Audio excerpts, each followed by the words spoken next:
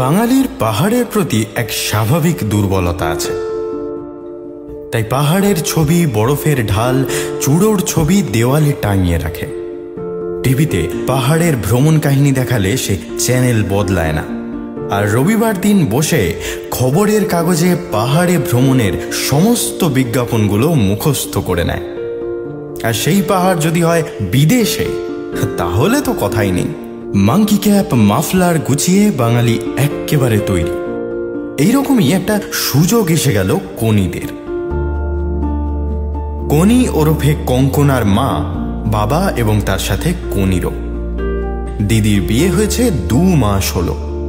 বিয়ের হুড়োহুড়ি শেষ হতে না হতেই দিদি ও জামাইবাবুর আমেরিকা যাওয়ার তৎপরতা। সেও বিয়ের চাইতে কিছু কম যায় না। রোজই নিউ মার্কেটে যাওয়া, গরম জামা, সুটকেস ইত্যাদি কেনা। তাছাড়া এর ওর বাড়িতে নেমন্তন্ন তো লেগেই আছে। দিদি চলে যাওয়াতে বাড়িটা কেমন যেন ফাঁকা ফাঁকা। বাবা মা দুজনেরই মন খারাপ। তাই ইনডোর স্টেডিয়ামে যখন ভ্রমণ মেলা হচ্ছিল, কনি বাবাকে জোর করে বলল, চলো না দেখে আসি, যদি সস্তার মধ্যে কাছে পিঠে কোথাও ঘুরে আসা যায়। দিদির বিয়েতে অনেক খরচ হয়েছে, তাই দূরে বেশি পয়সার কোনো ছুটিতে যাওয়া এখন সম্ভব নয়। অনেক কাগজ, অনেক লিফলেট জোগাড় করলো কনিরা। বাড়ি এসে টেবিলের উপর সব ছড়িয়ে পড়তে পড়তে একটা জায়গা খুব পছন্দ হলো। সবার 5 দিনের নেপাল ভ্রমণ।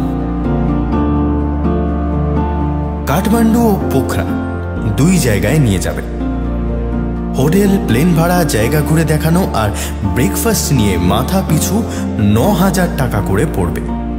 মানে 30,000-এ মোটামুটি সব কিছু হবে। আর খাওয়ার জন্য হাতে কিছু। মা 2 হাত মাথায় ঠেকিয়ে বলল, জয় পশুপতিনাথের জয়, জয় পশুপতিনাথের জয়। এই শোনো না, চলো আমরা না নেপাল থেকে ঘুরে আসি। মেয়েটা সদ্য বিদেশে বিয়ে হলো, আর কনিরও তো পরের বছর ফাইনাল পরীক্ষা। তা একই সাথে তীর্থ দর্শন হবে, ঘোরাও হবে। না না, তোমরা ব্যবস্থা করো সব। জয় পশুপতিনাথের জয়, জয় পশুপতিনাথের জয়। এই বলে মা রাতের খাবারের জোগাড় করতে রান্নাঘরের দিকে উঠে গেল। কনি বাবার দিকে তাকিয়ে বলল, রাম রোজে, রাম রোজে। বাবা ভুরু কুঁচকে বলল, সেটা আর কি? কনি মুচকি হেসে ভুরু বাঁকিয়ে বলল, ও মা, শোনেনি বুঝি? নেপালি ভাষায় এর মানে হলো সুন্দর। ওখানকার বিউটি পার্লারের মেয়েগুলো হামেশাই বলে। বাবাও হেসে ফেলে বলল, থাক, তোকে আর পাকামো করতে হবে না। লিস্ট বানা, কি কি সঙ্গে নিবি। আমি কালই এদের সাথে ফোনে কথা বলব। দরকার হলে যাবো এদের চৌরঙ্গির অফিসে। ব্যাস, দিন 7 চলল তোড়জোড়। যত কথা, জল্পনা কল্পনা সবই নেপালকে ঘিরে। যে যার মতো নেপাল সম্বন্ধে তথ্য জোগাড় করে আনছে। মা শুনেছে ওখানে গরম শাল বেশ সস্তা। কনি অবশ্য শুনেছে বিদেশি কসমেটিক সস্তায় পাওয়া যায়। বাবা ট্রেকিং সম্বন্ধে তথ্য জোগাড় করেছে, যদিও মা বলছে বুড়ো বয়সে ওসব হবে না, পড়ে হাড়গোড় ভাঙলে আর জোড়া লাগবে না। দিদিটাও ফোনে বেশ হিংসা করছিল। কনি কপট রাগ দেখিয়ে বলল, তুই আমাদের তোর সাথে আমেরিকা নিয়ে গেছিস? লোভ দেখা না মেয়ের। 23শে নভেম্বর দিনটা মঙ্গলবার। সেদিনই যাওয়া ঠিক হলো। পুরো সপ্তাহটা পাওয়া যাবে। শনিবার দিন বিকেলের দিকে কলকাতায় ফিরে আসা। সুটকেস গুছিয়ে ফ্রিজ খালি করে পড়শিদের বলে কনিরা নেপাল যাত্রার জন্য তৈরি। নির্দিষ্ট দিনে যথারীতি দমদম আন্তর্জাতিক এয়ারপোর্ট এবং সেখান থেকে সোজা প্লেনের পেটের ভেতরে। এই প্রথম কোথাও যেতে পাসপোর্টের দরকার পড়ল, যদিও নেপালে যেতে গেলে ভারতীয়দের কোনো ভিসা লাগে না। এই ভেবে কনির মন খারাপ করছিল। সে ভেবেছিল প্রথমবার বিদেশ ভ্রমণ, নিশ্চয়ই ছাপ পড়বে পাসপোর্টের পৃষ্ঠায়। যাক, সে পরে হবে। দিদির কাছে আমেরিকায় বেড়াতে গেলে তা হয়ে যাবে। কনি ওর মা আর বাবা জাঁকিয়ে প্লেনে বসল। মাত্র 50 মিনিটের ওরা কিন্তু এই প্রথম বিদেশে পাড়ি দেওয়া। ওরা তিনজনেই খুব খুশি। ইস, যাত্রার শুরুতেই এক বিশাল ভুল হয়ে গেল। কনিরা বসেছিল বাঁ দিকে, আর যাত্রার 10 মিনিট থাকতে ডান হাতে এভারেস্টের চূড়া অস্পষ্ট দেখা গেল। আর দেখা গেল তুষারে ঢাকা হিমালয়ের অন্যান্য শৃঙ্গ। বোধহয় অন্নপূর্ণা পাহাড় হবে। সবাই একসঙ্গে বিশাল চেঁচামেচি শুরু করে দিল, বিশেষ করে ফিরিঙ্গি টুরিস্টরা। তাদের সে কি উত্তেজনা! খনি মাথা উঁচু করে দেখার চেষ্টা করলো। তাই দেখে এক বিদেশি বয়স্ক ভদ্রলোক ওকে বলল, তুমি আমার জায়গায় আসতে পারো, আমি আগে নেপালে এসেছি, এই দৃশ্য আমার দেখা। খনি লজ্জা পেয়ে মাথা ঝাঁকিয়ে না বলল, ঠিক আছে, ফেরার সময় এই ভুল হবে না, আগে থেকে সিট ঠিক করে নেবে। তাছাড়া পোখরা তো আছেই, ওখান থেকে অন্নপূর্ণা পাহাড়ের চূড়ো দেখা যায়। একটু পরেই ওদের প্লেন ছুলো নেপালের মাটি। ত্রিভুবন ইন্টারন্যাশনাল এয়ারপোর্ট। নামটা গাল ভরা হলেও এয়ারপোর্টটা কিন্তু বেশ ছোট। নেপালে নামার প্রথম উত্তেজনা হলো বিদেশি পাসপোর্ট যাদের আছে সেই লাইনে দাঁড়ানো। এতদিন বিদেশি মানে কনির কাছে আমেরিকান বা ইউরোপিয়ান। সে নিজেও যে কোনো দেশে বিদেশি হতে পারে সেটা ওর ধারণার বাইরে ছিল। মার মনেও বোধহয় একই চিন্তা মাথা চাড়া দিয়েছে। মা দেখলাম কটকট করে ইমিগ্রেশন অফিসারের দিকে এগিয়ে এসে বলল, good evening, this is my passport. তারপর মালপত্র নিয়ে বেরিয়ে আসতেই এক ঝলক ঠান্ডা হাওয়ার ছাপটা ওদের মুখে চোখে লাগলো। কলকাতায় যদিও এখন গরম, কিন্তু এখানে বেশ ঠান্ডা পড়ে গেছে। নরম আদুরে আদুরে ঠান্ডা, চোখে মুখে হাত বুলিয়ে যায়। বাইরে ওদের জন্য গাড়ি অপেক্ষা করছিল বাবার নাম লেখা কাগজ হাতে। সবুজ রঙের পুরনো মার্সিডিজ গাড়ি, বছর দশকের বেশি বয়স হবে এই গাড়ির। পুরনো জেমস বন্ড সিনেমায় এই ধরনের গাড়ি দেখা যায়, এরকম সবুজ বা নীল রঙের। যদিও সেগুলোর বেশিরভাগ BMW বা ফোর্ড। এরকম গাড়ি আজকাল পাওয়া যায় না। হোক না পুরনো, তবুও মার্সিডিজ তো। ড্রাইভার বেশ মিশুকে, নাম রানা। নেপালে সবাই রানা কিংবা বাহাদুর বা প্রধান, কিন্তু লোকটা বেশ হাসি খুশি। সেই ওদের 3 দিন কাঠমান্ডু ঘুরিয়ে দেখাবে, তারপর পোখরা 1 রাতের জন্য। কনি, মা ও বাবা পেছনে ঠেসাঠেসি করে বসলো। ঠান্ডার মধ্যে গা ঘেঁষাঘেঁষি করে বসতে বেশ ভালোই লাগলো। গাড়ি ছুটে চলল থামেলের দিকে, যেখানে থাকার ব্যবস্থা করা হয়েছে ওদের জন্য। কনিরা দামি পর্যটক নয়, 5 তারা হোটেলগুলোতে থাকার সামর্থ্য নেই ওদের। তাই থামেল সবচাইতে ভালো সেই সব পর্যটকদের জন্য যারা সীমিত অর্থ নিয়ে নেপাল ঘুরতে আসে। গাড়ি এসে থামল হোটেল থামেল ভিউয়ের দরজায়। সাধারণ একটা 4 তলা বাড়ি, নিচে ছোট রিসেপশন। মালিক অল্প বয়সী নর বাহাদুর প্রধান। গত 2 বছর হলো হোটেলটা খুলেছে। রিসেপশনের পাশে তার ঘর। সব অতিথিকে বেরিয়ে এসে সে নিজেই অভ্যর্থনা জানায়।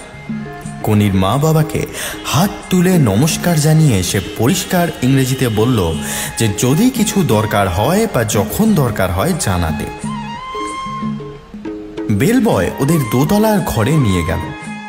সাধারণ ঘর, কিন্তু সাইজে বেশ বড়। পরপর 3টে খাট, পরিপাটি করে গুছানো, পায়ের কাছে কম্বল দেওয়া, বিরাট বাথরুম, লেখার টেবিল ও দেয়াল আলমারি। এক কোণায় একটা হিটার রাখা। বেলবয় দেখিয়ে দিল হিটার কিভাবে চালাতে হয় যদি রাতে কাজে লাগে। বেলবয় চলে যেতে মা শুয়ে পড়ল, বলল, না বাবারে, আমি আজ আর কোথাও যাবো না। তোরা যা, দুজনে আশেপাশে থেকে একটু ঘুরে আয়। আমি রাতের খাবারের আগে একটুখানি ঘুমিয়ে নেব। বেড়াতে এসে কনির একটুও ঘুমোতে ভালো লাগে না। কনি এক ছুটে জানলায় গিয়ে দাঁড়ালো। ভিউ বলতে তেমন কিছু দেখা যায় না এখান থেকে। চারিদিকে বাড়ি, রাস্তা, দোকান, জামা কাপড়ের দোকান, ট্রাভেল এজেন্সি, খাবারের দোকান, এইসব। ওদের ঠিক সামনে একটা দোতলা বাড়ি, তার নিচে চাইনিজ খাবারের দোকান। নামটা অদ্ভুত, ক্লে পট। একটা হাঁড়ির ছবি আঁকা, তাতে কি যেন সিদ্ধ হচ্ছে এবং ধোঁয়া উঠেছে। ঠিক আছে, এই হটপট বা ক্লে পট যাই হোক না কেন, চাইনিজ তো একদিন চাখা যাবে। খনির আবার চাইনিজের প্রতি একটু দুর্বলতা আছে। পাশে একটা টি শার্টের দোকান, নেপালের নানা ছবি আঁকা টি শার্টের গায়ে।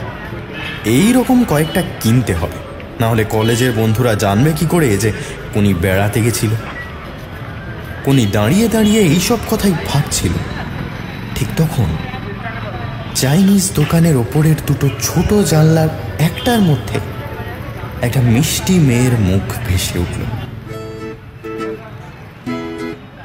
মেয়েটি 8-10 বছরের হবে। সেও কনির দিকে তাকিয়ে আছে। খনি অল্প করে হাত নাড়ল, মেয়েটিও হাত নাড়ল এবং অল্প একটু হাসল। কনি হয়তো চেঁচিয়ে ওর নামও জিজ্ঞেস করতো যদি না বাবা বাথরুম থেকে বেরিয়ে এসে বলতো, দেখো মেয়ের কাণ্ড, ঘরে ঢুকেছে, 10 মিনিটের মধ্যে কার সাথে বন্ধুত্ব হয়ে গেছে, হাত নাড়ছে। বাবাকে দেখে মেয়েটি হঠাৎ করে সরে গেল জানলা থেকে, যেন রীতিমতো পালালো। বাবা বলল, চল চল, দেরি করিস না, আশপাশটা একটু দেখে আসি, এরপরই তো আবার সন্ধে হয়ে যাবে, অচেনা জায়গা, চল। চারিদিকে আস্তে আস্তে কুয়াশা জমতে শুরু করেছে। বেশ শীত শীত ভাব। পাথরের রাস্তা দিয়ে ওরা দুজনে হাঁটতে শুরু করলো। কয়েকটা দোকানের সামনে দাঁড়ালো।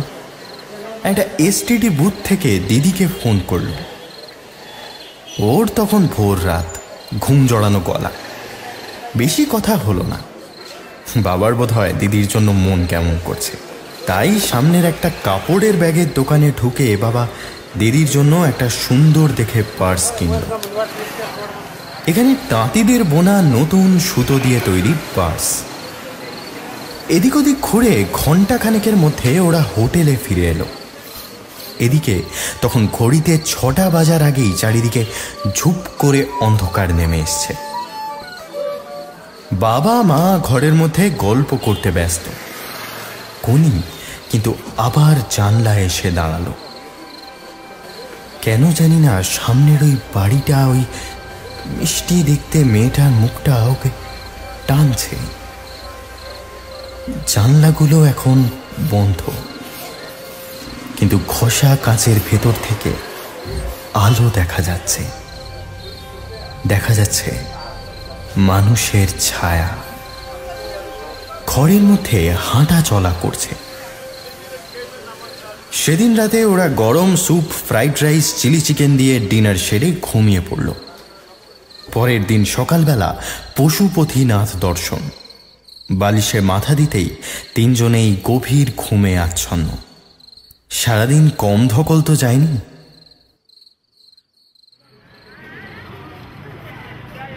সকালবেলা কেটে গেল পশুপতিনাথ দর্শনে। সেখানে পুজো দিয়ে ছবি তুলে কনিরা হোটেলে ফিরল খানিকক্ষণের জন্য পুজোর সামগ্রী ঘরে রাখতে আর ব্রেকফাস্ট খেতে। কনি এসে দাঁড়ালো জানলার সামনে।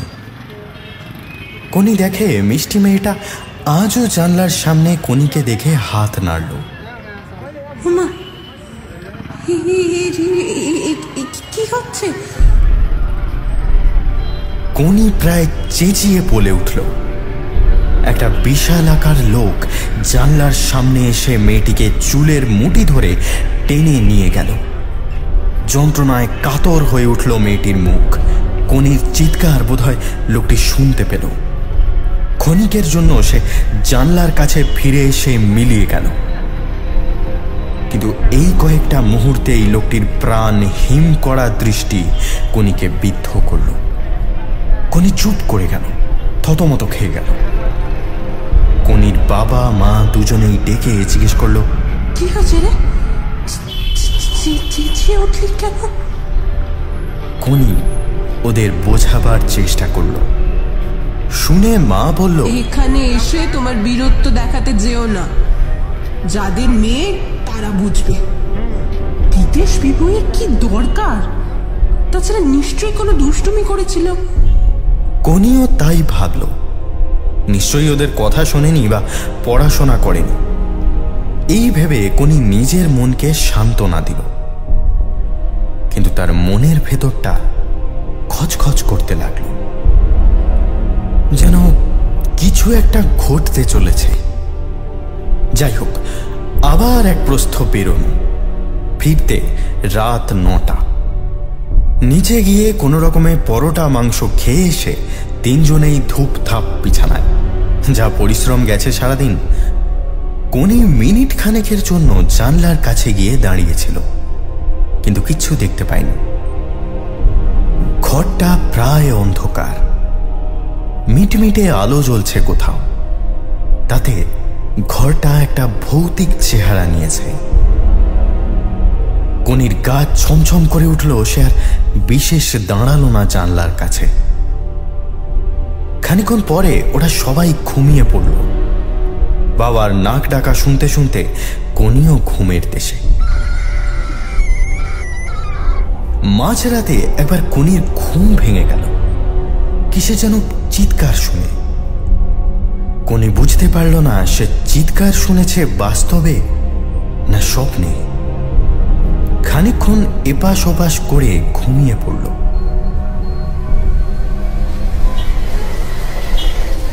সকালে উঠে আবার সেই তাড়াহুড়ো। আজও অনেক জায়গা দেখার আছে। দরবার মার্গ, পাঠান, ভাত ভাতেনি, ব্লুবার্ড, পরের দুটো শপিং মল। দুপুরটা শুধুমাত্র কেনাকাটার জন্য। স্নান সেরে কনি জানলার কাছে এসে এক অদ্ভুত জিনিস দেখল। কাল মেয়েটা যে জামাটা পরেছিল বা দুদিন ধরে সে যে জামাটা পরে আছে তার এক ফালি কাপড় জানলার শিকে বাঁধা, হাওয়ায় পতপত করে উড়ছে। মনে হচ্ছে মেয়েটার জামার ব্লেড বা ওই জাতীয় কিছু। কনি ভাবতে লাগলো, এটা কি কোনো কিছুর সংকেত? কেউ কি ইচ্ছে করে বেঁধে দিয়ে কিছু বোঝাতে চাইছে? সংকেতটা কি কনির উদ্দেশ্যে? কি বলতে চাইছে মেয়েটা? নাকি নেহাত খেলার ছলে বেঁধেছে কাপড়টা? নানান চিন্তা ঘিরে এলো কনির মনে। না, আজ কনি ঠিক করলো সে ওই বাড়িটায় গিয়ে ঢুকবে কোনো এক সময়। আরো অনেক চিন্তা করতো কনি, কিন্তু মায়ের ধমক খেয়ে সে তাড়াতাড়ি তৈরি হয়ে নিতে গেল।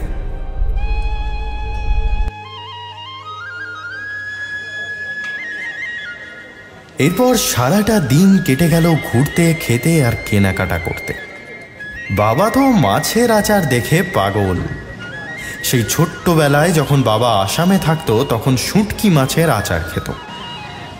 এখানে বোতলে সে আচার দেখে পটাপট 3-4 বোতল কিনে ফেলল। মার ধমক খেয়ে বলল, শুধু গরম ভাত দিয়ে খেয়ে দেখলে বুঝবে কি স্বাদ। মা আর কিছু বলল না। বাবা চিরকালই ভোজন রসিক এবং খাওয়া দাওয়ার ব্যাপারে যাকে বলে একটু সেন্সিটিভ।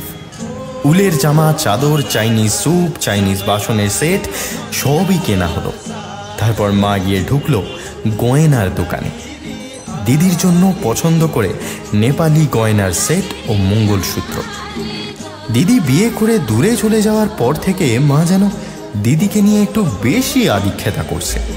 কেন বাপু, কনি কি মেয়ে নয়? বেশ একটু রাগ হয়ে গেল কনির। মা বুঝতে পেরে একটা পাথরের দুল পছন্দ করলো কনির জন্য। কনির কিন্তু মন পড়েছিল ওই বাড়িটায়, জানলা ও মেয়েটির দিকে। সে প্রায় তাড়া দিচ্ছিল মাকে। এবার বেশ জোর গলায় বলল, চলো তো বাবা হোটেলে ফিরি, সন্ধে হয়ে গেল, মায়ের কেনাকাটা শেষ নেই, পুরো কাঠমান্ডু তুলে নিয়ে যাবে। কনির কথায় হোক বা বাইরে অন্ধকার হয়ে আসছে ভেবেই হোক, আজকের মতো মায়ের কেনাকাটা বন্ধ হলো। ওদের গাড়ি দাঁড়িয়েছিল, ড্রাইভার রানা হাসি মুখে দাঁড়িয়ে ওদের ফিরিয়ে নেবার জন্য।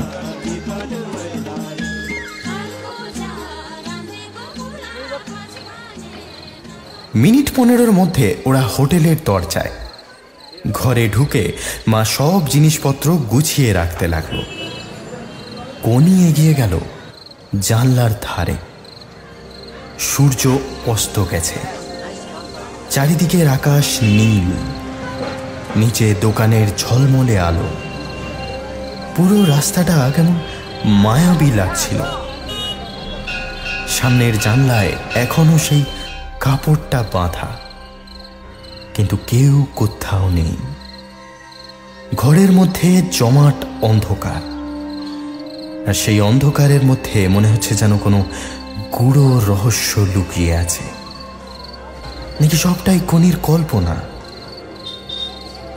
হঠাৎ মিনিট 5 জানলার ধারে দাঁড়িয়ে কনি মা বাবার উদ্দেশ্যে বলল, কি রোজ রোজ হোটেলের খাবার খাচ্ছি, চলো আজ থামেলের স্ট্রিট ফুড খাবো।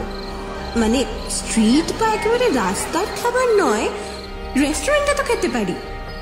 মা বাবা কেউ আর বাইরে যেতে চাইল না। ততক্ষণে ওদের পায়ের ব্যথা, কোমরের টনটন, ঘাড়ের ঝিনঝিন ইত্যাদি শুরু হয়ে গেছে। আর এটাই তো চাইছিল কনি, রাস্তায় একা বেরোবার সুযোগ। আর তা অতি সহজেই এসে গেল। ঠিক হলো, কনি দেখে শুনে খাবার কিনে আনবে, আর নিচ থেকে প্লেট চামচ চেয়ে নেওয়া হবে। ম্যানেজার যে বলেছিল যা দরকার হবে বলবেন। ব্যাস, সন্ধে 7টা বাজতেই কনি জিন্সের পকেটে 200 টাকা গুঁজে বেরিয়ে পড়ল। বেশি টাকা নিয়ে ঘোরা ঠিক হবে না। অন্যান্য দোকানে ঢোকার বা দেখার বিন্দুমাত্র ইচ্ছা ছিল না কনির। তার লক্ষ্য একটাই, হোটেল ক্লেপট, আর যেভাবে হোক তার দোতলার ঘরে পৌঁছানো। মাকে বলল যে সে আধ ঘন্টার মধ্যে ফ্রাইড রাইস আর চিলি চিকেন নিয়ে চলে আসবে। বেশ দুর্দার করে বেরিয়ে তো এলো কনি, কিন্তু ক্লে পটের দরজার সামনে আসতেই বেশ গা ছমছম করে উঠল। কেন কে জানে। কনি সমস্ত চিন্তাভাবনা ছেড়ে হোটেলের দরজা ঠেলে ঢুকে পড়ল। এরকম হাফ দরজা কলকাতায় খুব একটা দেখা যায় না। রেস্টুরেন্টের ভেতরে বেশ অন্ধকার। কনির চোখ সওয়াতে একটু সময় লাগলো। বেশ সস্তার আসবাবপত্র, প্লাস্টিকের টেবিল চেয়ার, আর প্রতি টেবিলের মাথায় লাল ডুম বাতি। ঘরে কোনো বড় আলো নেই। দরজার একপাশে কাউন্টার, সেখানে এক নেপালি বৃদ্ধ বসে আছে। গায়ে রংচঙে ফুল হাতা জামা, চোখে চশমা, দাঁতে পানের ছোপের দাগ। হেসে বলল,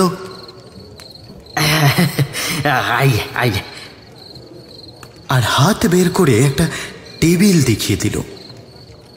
ঘরের ভেতরটা ভ্যাপসা, চারিদিকে কিছু একটা ভাজার গন্ধ এবং তার সঙ্গে মিশে উগ্র সোয়া সসের গন্ধ। মনে হয় যেন অনেক দিন আলো বাতাস খেলেনি এই ঘরটায়।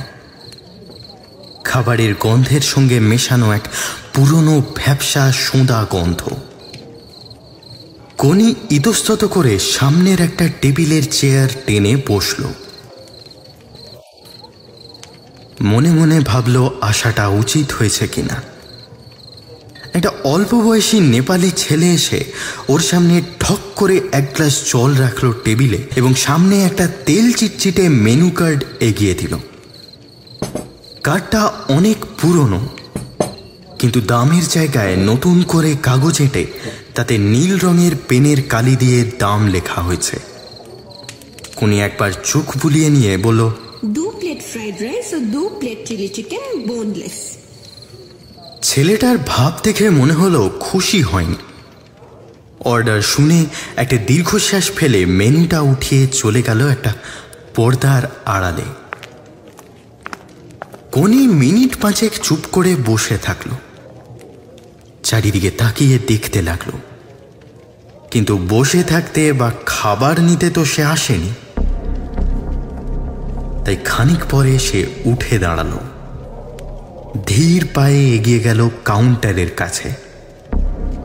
সেই বয়স্ক মানুষটা টুলের উপর বসে ঝিমোচ্ছিল, কিন্তু কোনি এগোতেই সে সজাগ হয়ে গেল। এক দৃষ্টিতে তাকিয়ে থাকলো কোনির দিকে, বেশ কঠোর সেই দৃষ্টি।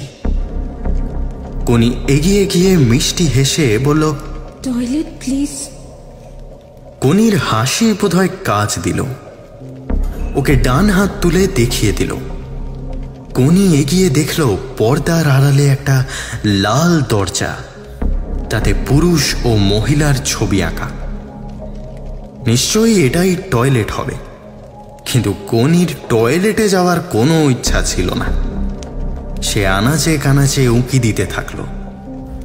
টয়লেটের ঠিক বাঁদিকে একটা সিঁড়ি উঠে গেছে।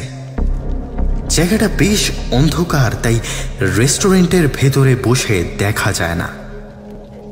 সিঁড়ির মাথায় একটা আলো জ্বলছে, কিন্তু তাও খুবই কম পাওয়ারের।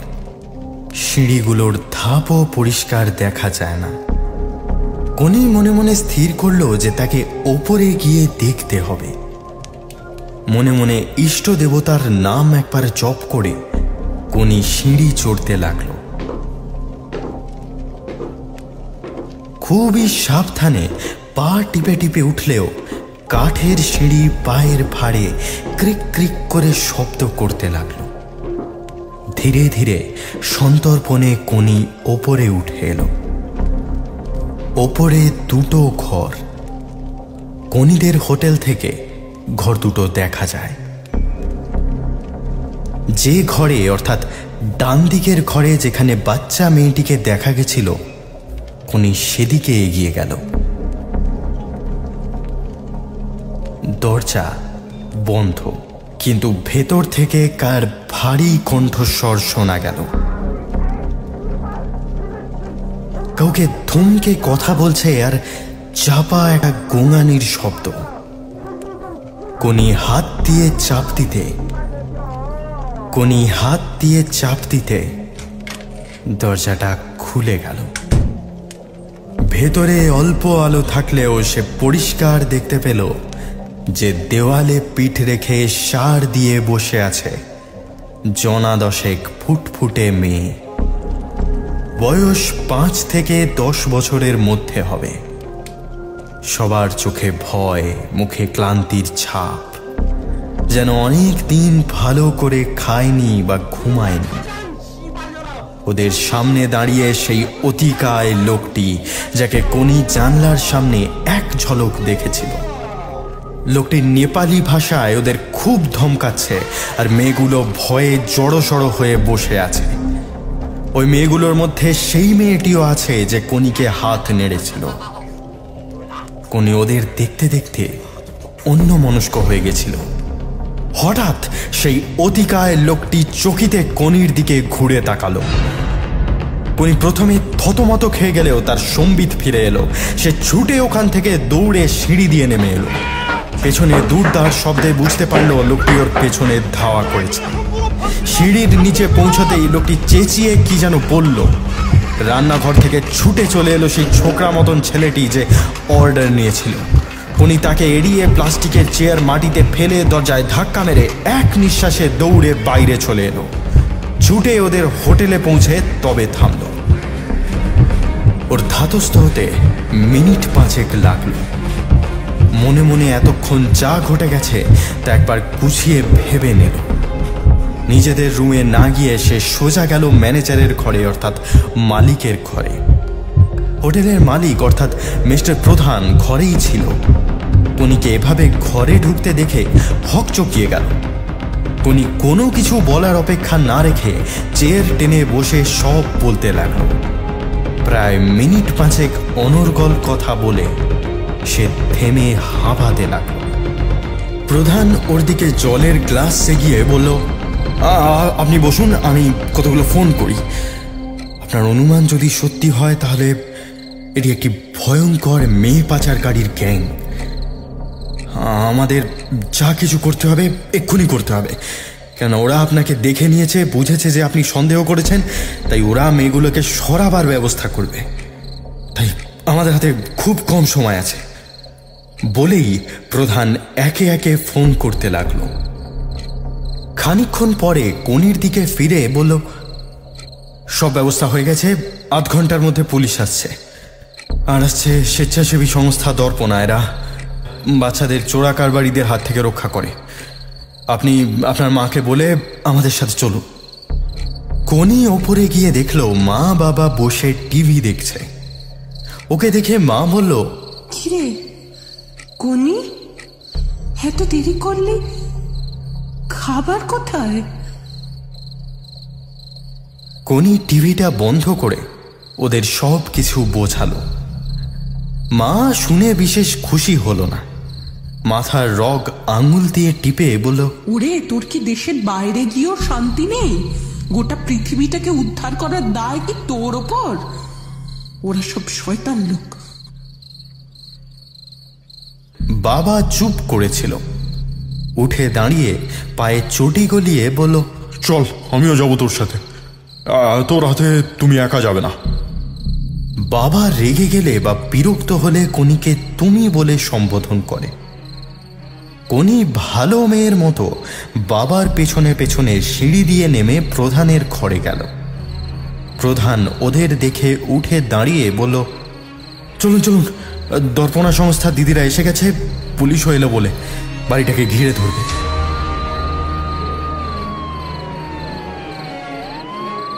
আস্তে আস্তে পুলিশ বাড়িটার চারিধারে ছড়িয়ে পড়ল। কনি, তার বাবা, মিস্টার প্রধান ও দর্পণার দিদিরা কিঞ্চিত দূরে দাঁড়িয়ে থাকল। পুলিশকে বেশি বেগ পেতে হলো না।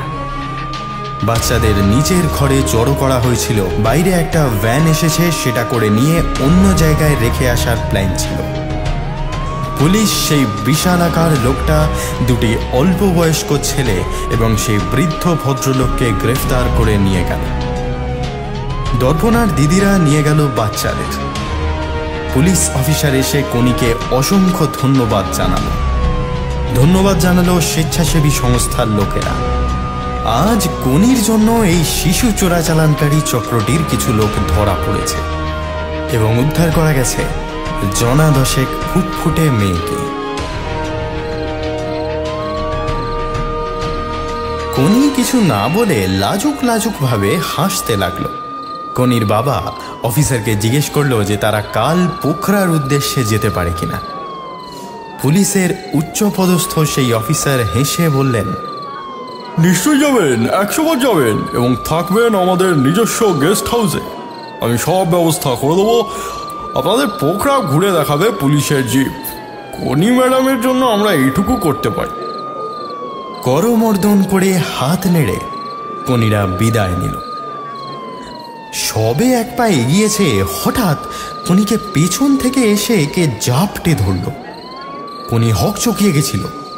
পেছন থেকে হাত ছাড়িয়ে ঘুরে দাঁড়ালো। দেখল সেই জানলার ফুটফুটে মেয়েটি। চোখের কোণায় তার চিকচিক করছে জল ও কৃতজ্ঞতা। আস্তে করে সে কনিকে বলল, ধন্যবাদ বলেই ছুটে চলে গেল। কনির মনটা অজানা এক খুশিতে ভরে গেল। সে বাবার হাতে হাত রেখে হাঁটতে থাকলো।